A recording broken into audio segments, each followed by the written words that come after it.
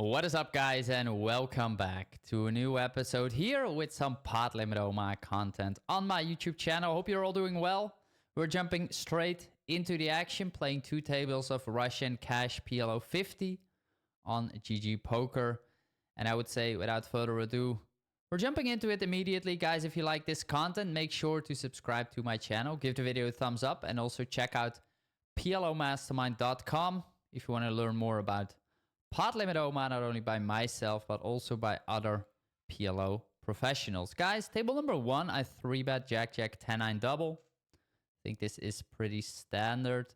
Very strong connected double suited hand. So let's go for it. And on Queen 9 deuce rainbow, I have a 1-bet size strategy, which is full pot. My hand benefits from potting to put a hand like Queen X or King King into a difficult decision, while at the same time I have a lot of equity and blockers on the flop. On Queen 9 deuce rainbow, as mentioned, I'm playing a 1-bet size strategy, and this is also supported by the solver. If we play a 1-bet size strategy, the highest EV, most preferred bet size is full pot on this board 37.5% of the time. So whenever you have this large sizing on a board that is okay for you, but not necessarily amazing, like, we have to make sure that we also have a decent checking range, 62.5%. Let's take a look into my hand. Jack-Jack 10-9. This is a pure bet and stack off on the flop, as you can see. But if you would have a hand like Queen-Queen, like Queen-Queen on the flop is basically checking back always to make sure that we have strong hands into our checking range, and also we heavily block our opponent's stack-off range.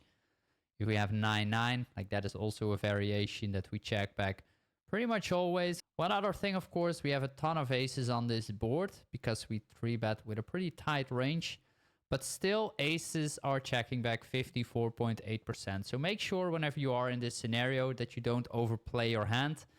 Make sure to check back enough strong hands, but also don't overplay aces and stack off too light, basically. You also see me taking some screenshots in game, and this is because after the session, what I then do is I open up PLO Trainer and see whether or not hands that I'm, for example, 3-betting in this instance are actually supposed to be a 3-bet. King 10, 8, 6, double suited, button against a middle position open. I'm using a cutoff open because I do believe my opponent open raises wider than he should. And this is a 50 big blind solution, right? So let's take a look. We are 3-betting 8.5% at 50 big blinds. And a hand like King 10, 8, 6 double is actually supposed to be a 3-bet. You can see that on the top right. Now, one other thing that I like to do is I go to the categories, focus on unpaired double suited hands, focus on the connected ones that are, I think, near Broadway. This is the hand class that I want to look into. This is what type of other hands that are similar are we supposed to 3-bet. For example, King 10, 9, 8 double suited on the top right is the highest EV variation. And if we then scroll down, we can see hands like Queen 10, 9, 7 double, hands like King 10, 9, 6 double suited, as well as a Jack 10, 9, 6 double suited. So this is a way to get a better understanding of how wide you can go and what similar hands do fall into your 3-betting range. Okay, flop is ace, a7 with 2 hearts. I think we will have a very standard small bet on this board, especially against a wide pre-flop range. Betting there, I think, is pretty good, and we do take down the pot. So the idea in this session, guys, is to go a bit more aggressive, focus on exploitation, see where we can deviate from a default strategy, and basically try to make more money by taking a more aggressive or different approach than my standard strategy sort of is. Okay, table number 2, we defend the big blind a little bit loose. With the suited ace, it would be much better, of course. Flop goes check, check, and I think on the turn, checking is probably fine to check call. While on table number 1, check calling is, I think, the play.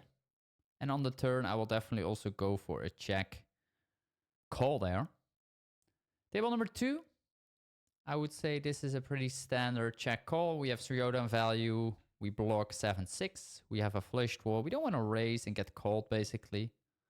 at this point. So let's just keep the pot somewhat small. While on table number 1, or my opponent rivers a 6 and we lose against strips there. Okay, table number 2, my opponent checks back the flop. I think that's okay. He could sometimes bet as well. Not a big deal. And we do split it. Picking up ace, ace, queen, 7 on table number 2. Pretty good hand. So let's raise it up against a short stack player. And on queen 10, 3 rainbow, this board heavily favors my range. Also, especially because my opponent plays short. He will 3-bet a bit looser, usually. Making high card heavy boards in a single raise pot a lot better for me. So I'm just going to bet here. And probably take it down very, very often, which is also what happens in this situation. Queen, jack, 9, 3 single.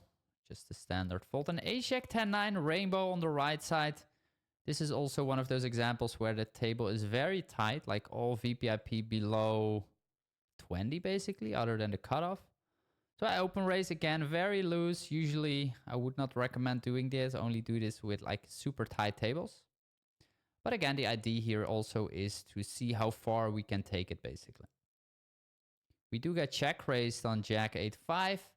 We have top pair and an open-ended straight draw. I think c-betting the flop is fine, especially also because I have a spade in my hand.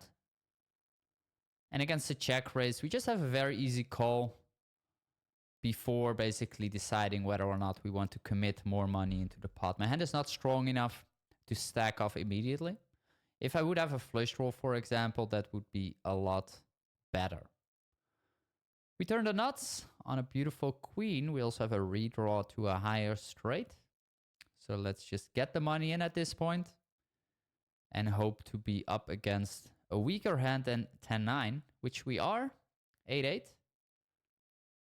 Let's see what will happen. My opponent wants to run it twice, okay. This time I am doing that, and we do split it. My opponent holds 8-8-6-4, check raising the flop, middle set, and a straight draw. I think that's reasonable. Having backup is important there, for sure. He does have a gutter, a weak gutter, okay. It's not the strongest backup, but he has something.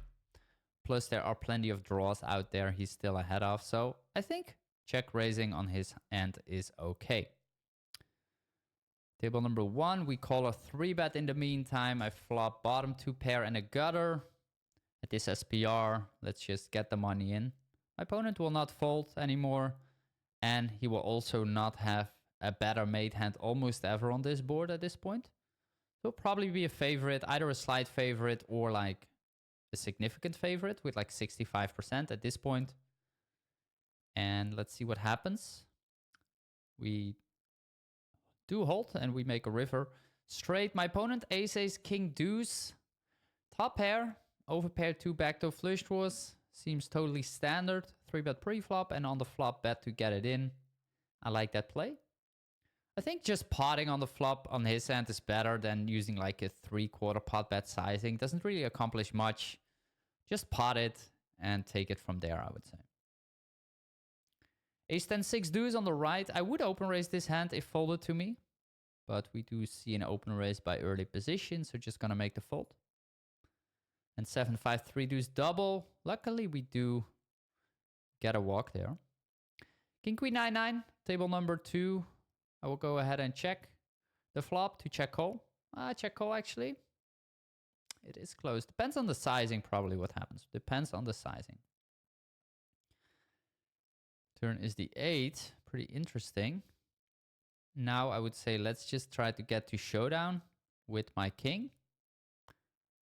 And see if we can win the pot, which is what we do. My opponent checks down a7, queen 10. I think he should bet at some point because a7 doesn't have much showdown value. Either on the turn or on the river or both. I would say that betting at some point is better because he's probably not going to win. He does have a blocker with the 10. He needs to find some bluffs. Well, on table number 1, I fold ace queen 5-5 suited to the queen in position. Let's take a quick look into PLO Trainer to learn more about this versus 3-bet situation with ace queen 5-5. I decided to fold. Now, first things first, we are playing a little bit over 150 big blinds deep. So I'm using this setup, 150 big blinds. Now, the in-position player is supposed to fold 15%, so that's still quite significant. And I think it's very common that players continue with too many hands, either don't have a folding range or don't fold enough hands. Now, how should we break this down and think about a hand like ace, queen, 5-5? Now, the first thing that I like to do is to go to the categories and try to find the hand class where this hand falls into. So this is a one pair single suited hand. So I'm opening up this category, and this is a mid-low pair at the bottom. I do have an ace, but the ace is offsuit, and I do have one Broadway card. So I'm looking into this hand class, the offsuit ace with a Broadway, and we can see quite surprisingly that this hand class is actually 4-betting 48% of the time. So let's take a look into this hand class and see what is happening.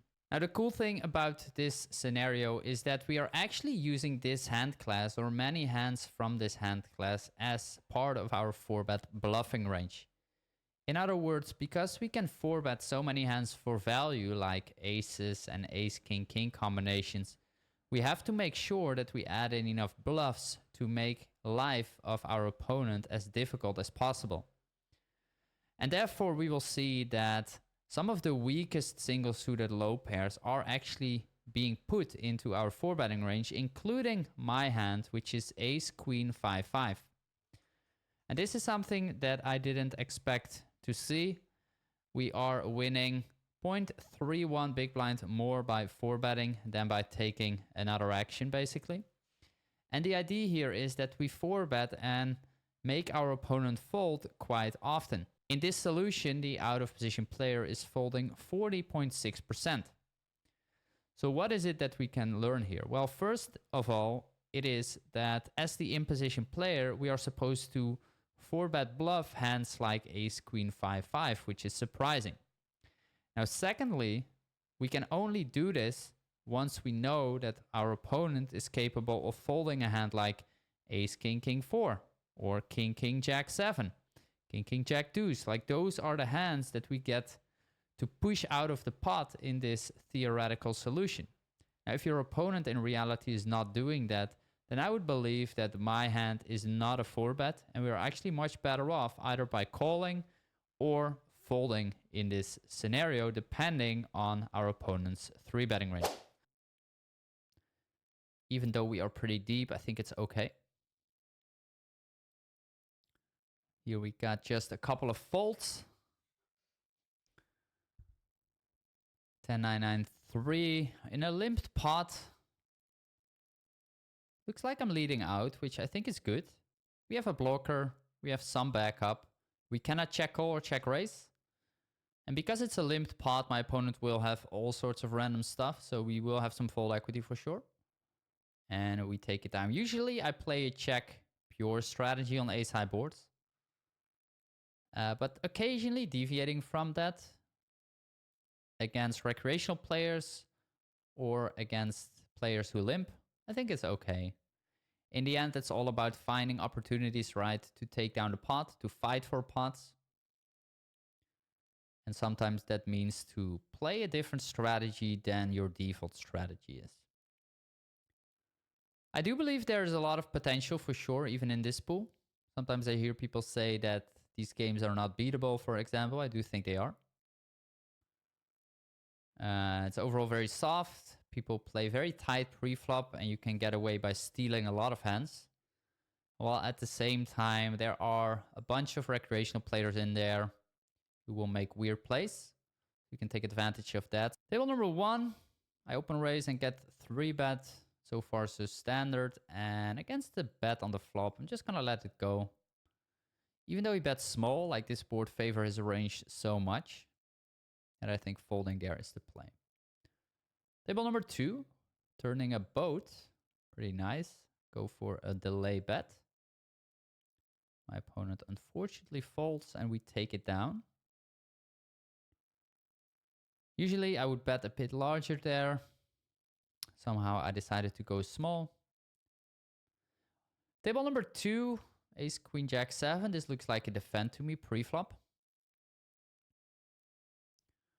A lot better if my hand would be suited to the ace, obviously. Turn, check.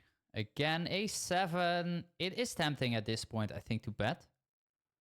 I think exploitatively getting away with betting here is definitely a thing because my opponent checks back the flop, so he will not have a straight, he will not have a strong combo draw, he will not have 8x that much. So betting to fold out an overpair is actually quite nice. So in hindsight, I don't like my check on the turn, and I think betting there is better. Especially against the population, I would say you can get away by that with that for sure. Jack 10 10 deuce on the right side. We're just gonna call. And flopping middle set. That's a good start. My opponent bets large. I mean, not much other to do than just call. Not gonna raise bare middle set. My opponent can easily have king king or a combo draw with a ton of equity. So let's first see a turn, which is a 6, which is amazing. Other than king king, we are just winning basically. And I snap call down on the river. My opponent shows up with jack 8 7 7, and we take it down. Table number 1, queen jack jack 3. Queen jack jack 3. Getting it in, over pair gutter, 1 spade. SPR is very shallow. And let's see if we can hold. Let's see if we can hold. Unfortunately, we don't. Losing against a river flush. My opponent doubles up. Okay, let's look into these pools, guys, a bit. Like, you do have the very short stack players on GG, right? The thing that you can buy in with 10 or 20 big blinds, which is not that great for the overall experience, in my opinion. But whether or not it's good, like usually these players are, or many of these players are weaker players. So they will also make a ton of mistakes. On the left side, open raising, and we take it down. Again, a bit of an exploitative open. You guys have seen me doing that in previous episodes as well from the small blind. The big blind usually overfolds quite a bit, so playing more hands, I think, is completely fine. On the right side, we flop a rep.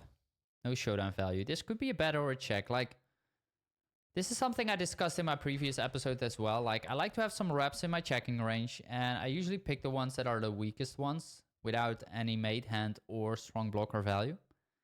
We don't have a heart, for example, in this hand, so I like a check and see a turn. Calling against a small bet. Let's see what's happening. My opponent shows up with queen, jack, 4-4. Bet small on the turn and then slows down on the river. I don't like that play. I don't like that play that much. And on table number 1, what happened? I think I called pre-flop and then call a flop bet. Pretty standard on the flop at least. Top pair double gutter. Backdoor flush draw. And on the turn, it's a bit of an unfortunate turn with the queen, because my opponent leads out the flop against like multiple players. He will definitely have some 2 pairs and sets there, which I'm now drawing dead against. So I decided to just let it go. 10-9-5-5 on the left side, easy open. And ace 5-3-3 double I will also play on the right side. But let's see in what form. If my opponent raises, I'll just call.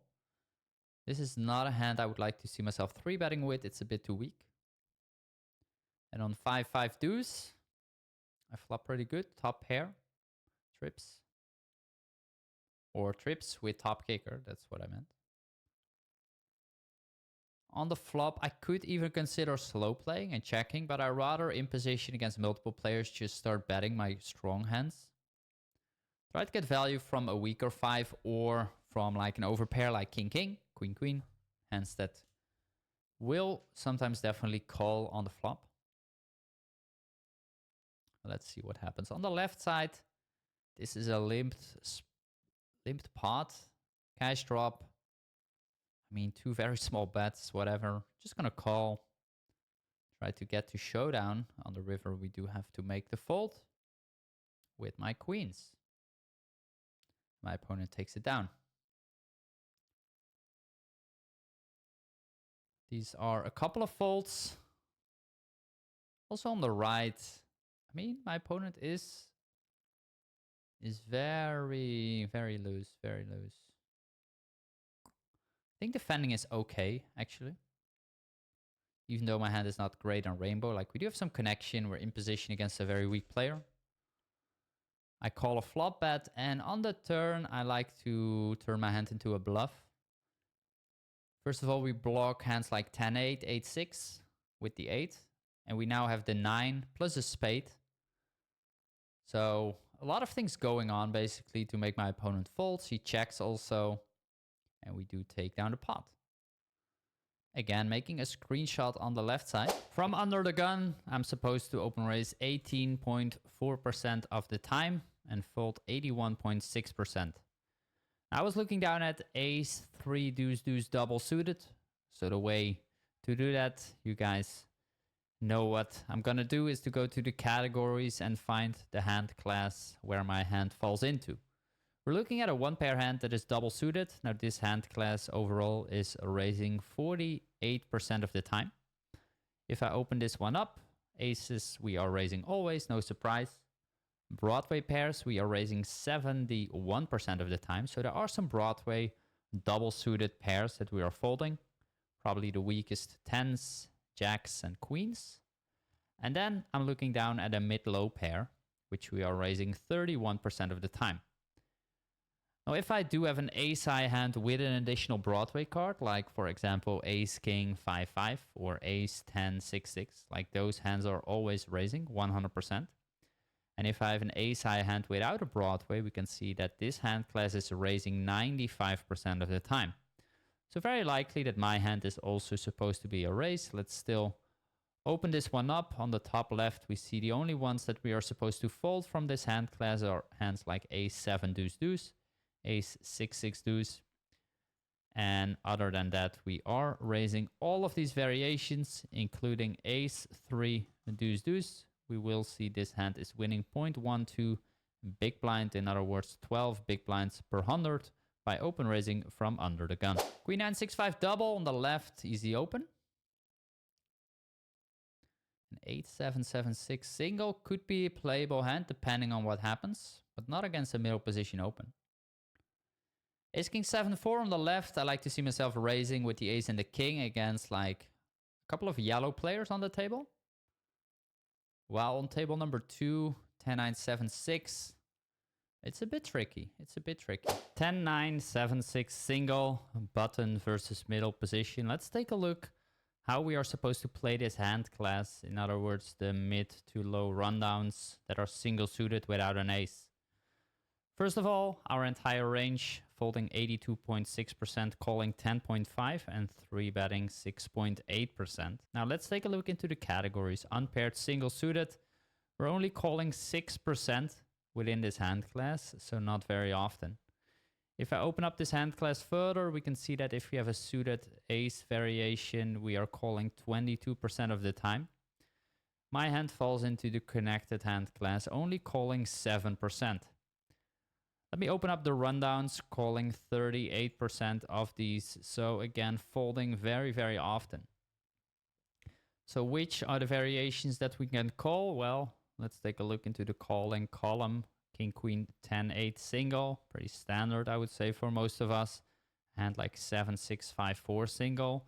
So a lower rundown that is purely connected is also good enough to play. 8-7-6-5 single. Jack 10-9-7 single. So a lot of similar looking hands. Now let's also take a look into 10-9-7-6. This variation is actually supposed to be a pure fold. If I would filter for the single suited variation and take a look into the EV difference, the EV difference of this hand is actually only 0.01. In other words, we're breaking even between folding and calling. So depending on the players at the table or the players in the blind, calling makes more sense, or you actually want to fold. I think in my example, it's pretty close, and I might actually be better off just folding because there doesn't seem to be a player in the blinds who looks like very fishy or recreational, and therefore I will not make that much more money, I would say, than what we can see here. I will go for it. I will go for it. Make the call. Table number 1, easy bet, top 2 pair, backdoor clubs. And table number 2, I like a stab here. We have a lot of things going on. The king is not a great card. The king is not a great card. On the left side, we double barrel.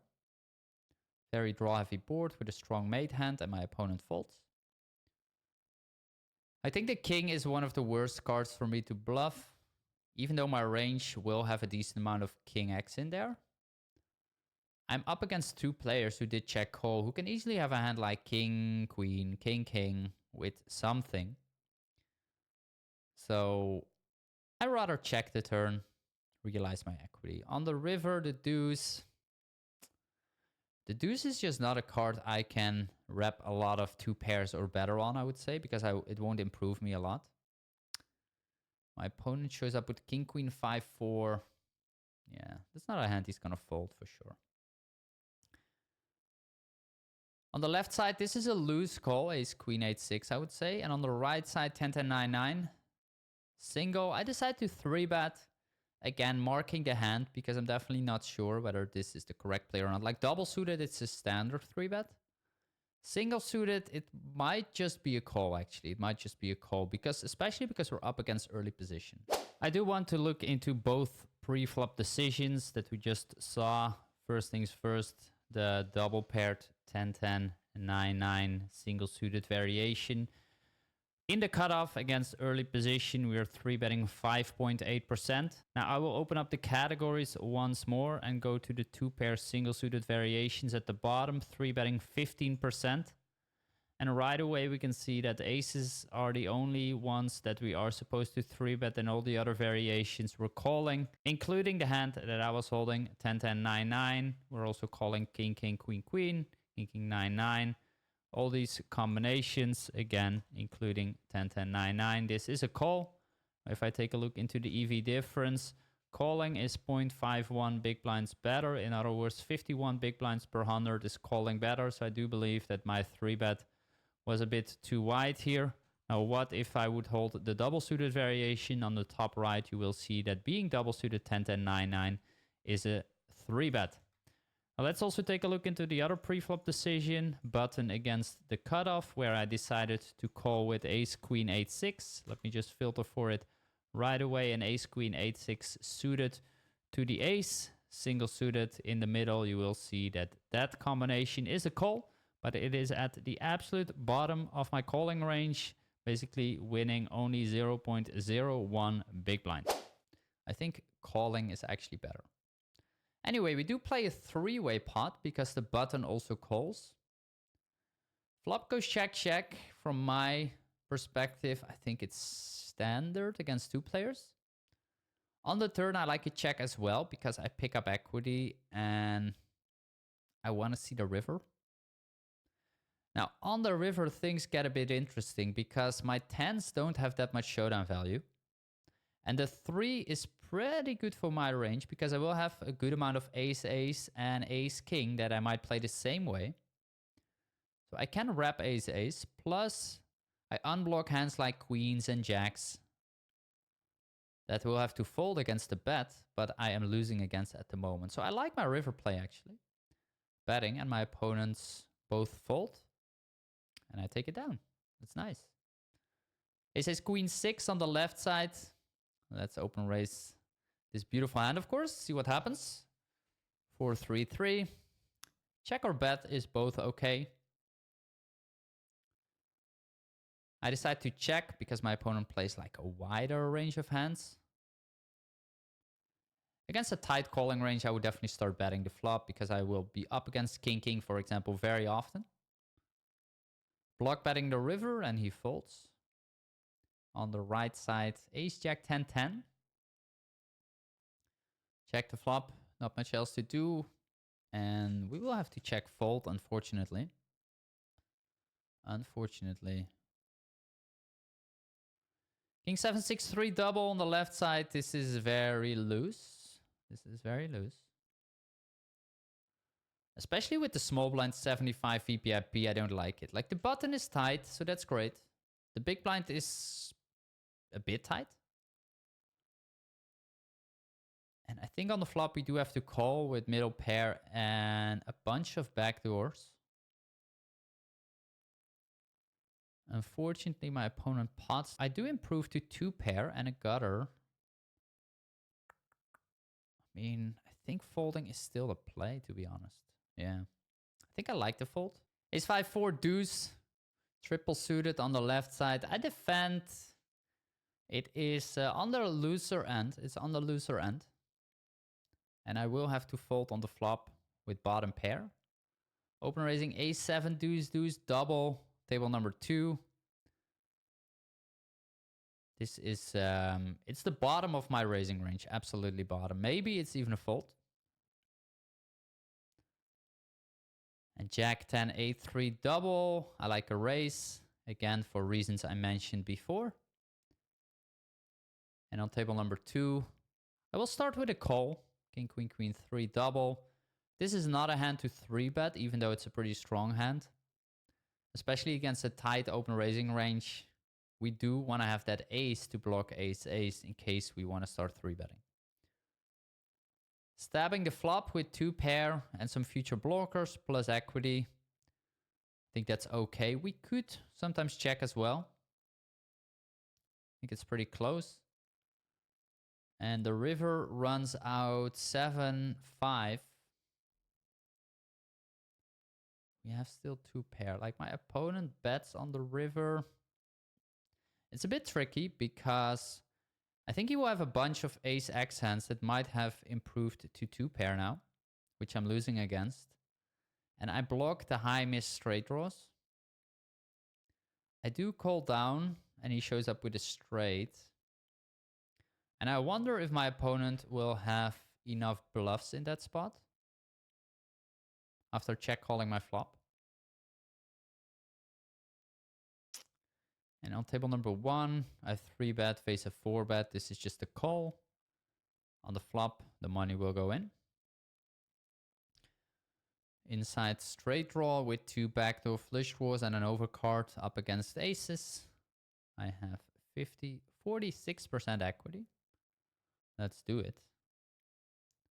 We're gonna run it twice. And on table number 2, ace jack 10 6 double. Interesting combination. We are over 150 big blinds deep. I decide to 4-bet. My 4-betting range cut off against the button, 150 big blinds deep, is 14%. You will see that on the top right. And we are also folding 38.8%. So folding makes up a big part of this scenario, basically. Obviously, ace jack 10 6 double is not a hand we want to fold. But let's take a look into the categories to understand this hand class better and whether my 4-bet made sense. Unpaired, double suited, 4-betting 19%.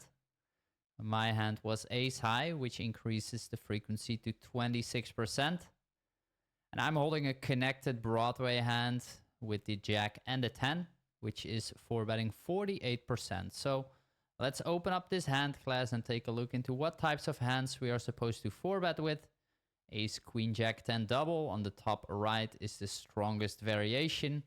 Ace, jack, 10, 8 is a combination to 4-bet. Ace, queen, 10, 9 double suited is a hand to 4-bet with.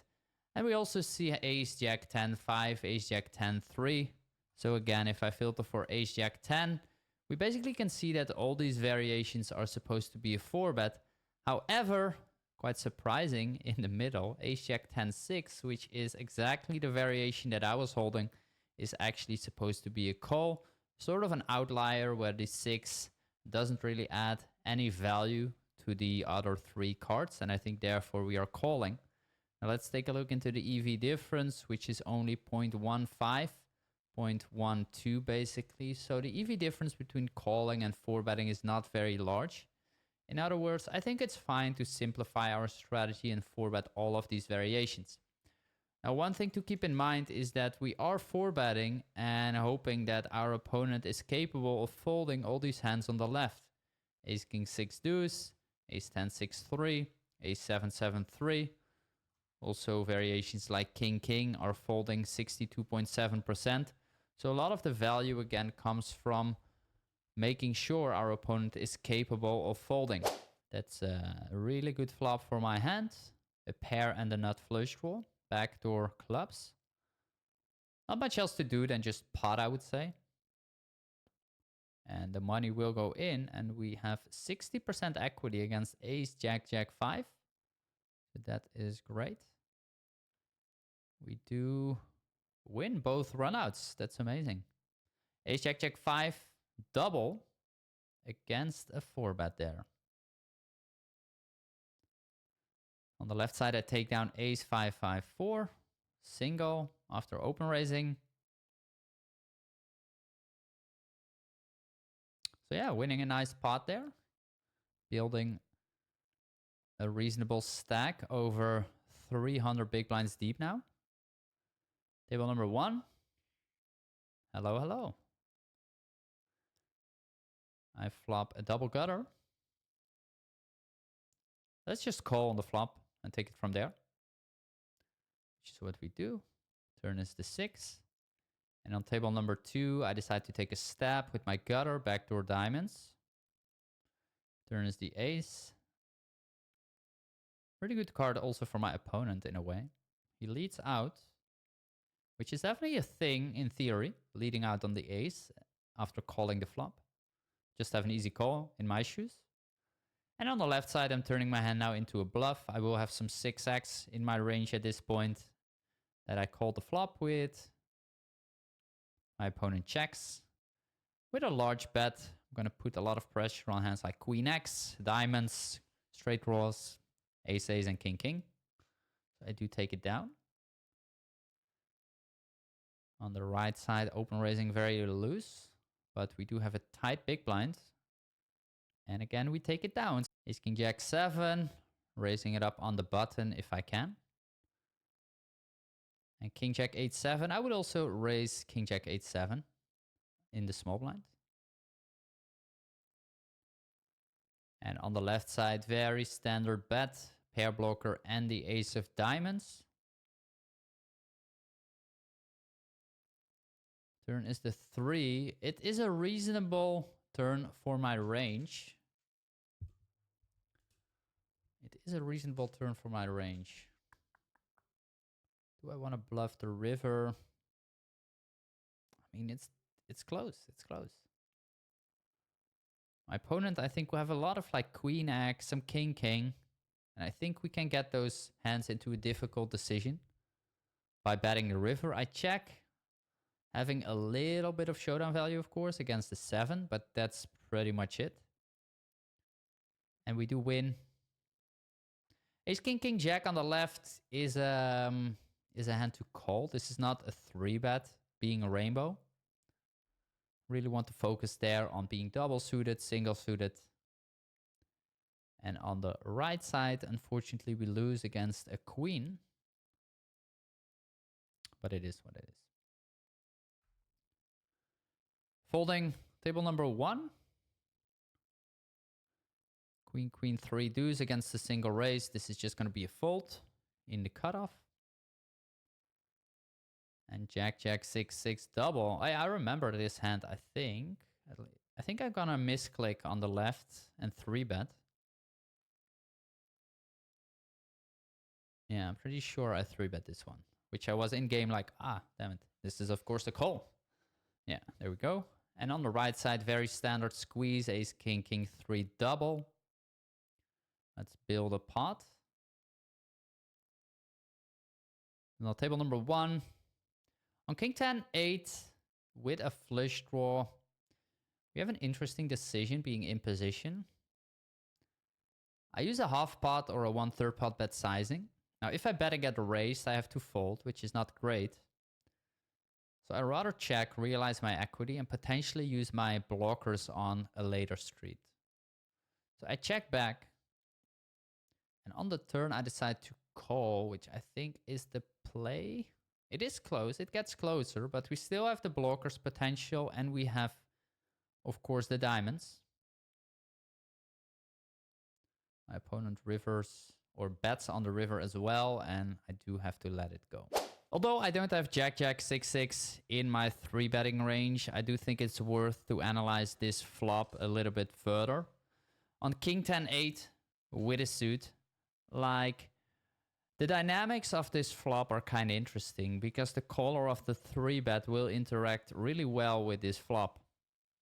Still, as the in-position player button against the EP, we can bet 50% of the time using a 1/3 pot bet sizing. Now, this does take into account that if we go back to the out-of-position player, the out-of-position player is leading out 43% of the time, which is very, very often. And to be honest, I think in reality, people don't lead this frequently. And whenever this frequency drops, in case the caller of the 3-bet plays a reasonable range, this usually tells us something for the in-position player as well. And that is that it is usually the thing that we then want to check back more often because the checking range of the out-of-position player becomes a bit stronger. Now, of course, if you play against players who play a wide pre-flop range, this board is great for the 3-better and you can get away by betting more often, I would say. Now, what I do want to point out is a couple of things. First of all, like, we're checking back 50% of the time, and on the left side, you will see a lot of strong hands that we're actually checking. For example, ace, king, king, jack, top set, and the nut flush draw. You will see a lot of the best hands actually where we block a ton of our opponent's continuing range are actually checking back. Now, another thing that I think is interesting is if we scroll down through our betting range a bit, to take a look into what hands are we actually bluffing with. What are our bet folds? So the way to do that is to scroll down a bit and look at the lowest EV hands that we're betting. And these are hands like, for example, ace, ace, 10 deuce. So ace, ace, 10 deuce, if I would filter for this hand class and remove the flush draw from it, we will see that we are betting most of these variations. For example, with the ace of spades, this makes up a great bet because we are blocking our opponent's continuing range, and also our hand doesn't play that great when we would decide to check back. Another combination could be a hand like ace, ace, 9, 5. Let's take a look whether this hand is a bet. If we remove the flush draw from it, like this hand also with the ace of spade, for example, is betting. Now, if we have aces and we remove the ace of spade and we also remove like straight draws, we remove the king, for example, like we're looking again down at some of the weaker hands that we are betting, ace, ace, 9, 8. Again, the pair blocker, ace, ace, 10 deuce. We already saw that, ace, ace, 9, 3. Like all these hands with at least one close blocker to the board, we are betting and then folding against the check raise. 10, 9, 7, 6. Pretty loose open, I would say, on the right side. But I do take it down. Again, a couple of tight players at the table. Table number 1, king, queen, 8, 3 double. This will just be a fold against a raise. The hand is too disconnected, even though we are double suited. And I will also fold on the right side with jack, 9, 6, 3, triple. Open raising on the left. Again, the idea here is that there are 3 yellow players and I have 3 Broadway cards. So I'm trying to widen my range. I do face a 3-bet and I'm just going to let... No, I will have to call, actually. I will have to call. I was thinking to fold, but like this is... We have too much connection, I would say, to consider folding with this specific hand. Against a flop bet, not much to do. Just let it go. My opponent takes it down. Ace king 7, 6 on the right side. This will be an open. Jack 7, 5 rainbow. Check call is reasonable. Bet is reasonable. And on the turn jack, I think betting is the play. Turning my hand into a bluff now, a7. Not sure how much I like that. We will have some showdown value. Opponent rivers a straight. Okay. Okay. Table number 1 in the meantime. What happened? What happened? I think I call a squeeze. Flopping trips. Just gonna call here. I don't want to raise and then get it in against like a better 7 or against queen queen. Also with the player behind me. So just call. Take it from there. And on the river, my opponent bets half pot. Let's just, get it in. Okay, so he has the nut flush with two blockers. Pretty wide squeeze there, pre-flop. King Jack 8-6 double on the left side. This is somewhat loose, but probably okay, especially given two tight players on my left. King Jack 8-6 double suited from middle position, opening up PLO trainer. From middle position, I would open 23.1%. In theory, that's how we should approach this scenario. If I open up the categories and focus on the right hand class for my hand, unpaired double suited, raising 48%. And I will take a look into the hand class where my hand falls into. This will be a connected hand, which is raising 61% of the time. King Jack 8-6 falls into the hand class near Broadway, which is raising 94%. So most of these hands will be strong enough. Filtering for this, we will see hands like King 10, 9, 8 double on the top right is the best hand to raise with. Also hands like Queen 10, 8, 7 double, King 10, 8, 7 double. All these hands are strong enough. Scrolling down a bit to the weaker hands from this hand class that we are supposed to raise. King Queen 10, 5 double, King Queen 8, 7 double. Now if I filter for King Jack 8, 6 double, this is actually one of the few hands from this hand class that are a fold from middle position. Although it's worth mentioning that the EV difference between folding and raising is very minimal. And therefore I do believe that if you play in a game where players are tighter, which at this table I would open raising with is definitely the case, I think this hand will become a profitable open raise. So I'm happy with my pre-flop play, and against a 3-bet by my opponent, we have a very standard call. But on the flop, it is reasonable to lead. I can't really check call. I don't want to check raise, and I do have some blockers. So let's just lead and take it from there. Well, on table number 2, I bet flop, bet turn, and now shove the money in on the river. Table number 1, just have to fold. Keep in mind that on Broadway boards and 3-bet pots, the out of position player, me in this instance, can have a leading range because my range will interact quite well with those boards. Some hands want to do it for value. Some hands like this have blocker potential. So they want to lead out, put pressure on like weak ace-ace or some draws. Ace-10, 8-7 on the left. I think we have to defend. Yeah, and on table number 2, King, King, 8-7 will be a open raise. Kind of interesting. My opponent 3-bet. He plays 40 to 50 big blinds. What should we do? Should we get the money in? It's tempting. I decided to call. Flopping a bear over pair. Like, this is the problem, right? Like, what do we do now with my bear over pair? I will be up against aces so often, which I'm pretty much dead against. And all his other hands can put so much pressure on me. I feel a bit lost there, pre-flop and on the flop. So something to definitely take a look into, I would say. A very interesting spot where I obviously didn't exactly know what the right play was. Let's start with pre-flop. This is a 50 big blind solution. Button versus a small blind 3-bet. I'm folding 39.3% in theory, which is a very high frequency, right? That's something to keep in mind. Now, if I would filter for King, King, kings are folding only 10%, but we are 4-betting quite aggressively, 26.5%. If I have ace, king, king, all these variations are 4-betting on the right side.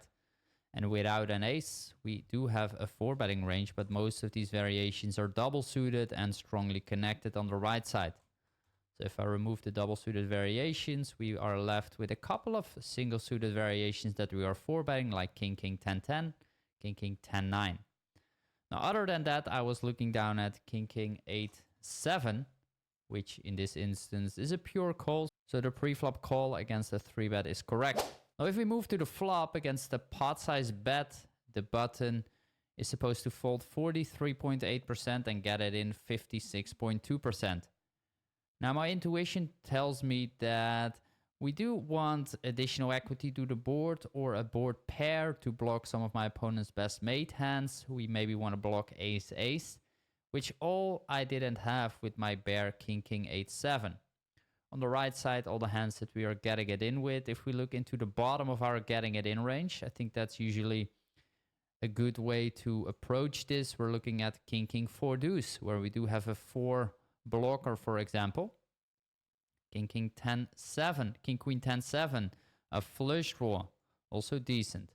Ace-9 5-4, so we have a pair, a gutter, and a backdoor diamond draw. So also we have an ace blocking ace-ace. So it seems like we need some form of connection to the board, but let's take a look into king-king. King-king is actually folding 24% of the time on the left side. And we see right away that the weakest variations are supposed to be a fold. I was holding king-king 8-7. On the left side, we do see that if we don't have a flush draw or a backdoor flush draw, all of these variations are supposed to be a fold. So it seems that my fold on the flop is actually the correct play. And king, queen, jack, 10 single on the left side. This is definitely a hand that I'm going to play. 3-betting against a player that is deep as well. Again, screenshotting this. Whenever we are deeper and we are in position, like we can widen our 3-betting range because our positional advantage becomes larger. The question though is king, queen, jack, 10 single one of those hands we want to widen our 3-betting range with or not? I'm going to look into a 200 big blind solution first. We see 11.2% 3-bets, which is definitely a few percent higher than at 100 big blinds. Opening up the categories, looking into the unpaired single suited hand class. This is a huge hand class with a ton of hands in there. Now, if we have one combination that doesn't have an ace but is connected, we look into this hand class and we see that the rundowns are 3-betting 18%. So I'm going to open this one up, take a look into what types of hands we can 3-bet with, and on the top right we see king jack 10-9, for example, is one of those hands. Also 7-6-5 single, and these are hands that we usually don't 3-bet at 100 big blinds, right? Like this is only the case because we become deeper. Filtering for specifically king queen jack 10, this hand on the top right is also a fine 3-bet. If I look into the EV difference, it is very minimal between 3-betting or calling, so making it dependent on your opponent, I think it's completely fine. Again, if we filter for this hand at 100 big blinds, then we will see that king, queen, jack, 10 single is a pure call. Again, the deeper stack sizes at 200 big blinds give us incentive to 3-bet wider in position. One more thing, let's also open up 150 big blinds, which was actually pretty close to the exact situation in game. And here we do see that king, queen, jack, 10 on the top right is pretty much a mix between calling and 3-betting. And on table number 2, I check the flop. It's close. It's close. I mean, I might better be off just betting if I decide to check fold this, because I will have a little bit of equity and blockers. I think in hindsight, betting there is better. Is better. Calling on the right side, king, king, 7-3. Pretty standard. Interesting flop with the king of spade in my hand. Unfortunately, against a short stack player, I will have to let it go. And on table number 1, the flop goes check, check, and my opponent checks again on the turn. I have low showdown value at this point. And when my opponent checks twice, I think we have some reason to start bluffing and turning my hand, or basically start betting there to fold out better mate hands at this point. Which is what we do, and my opponent folds.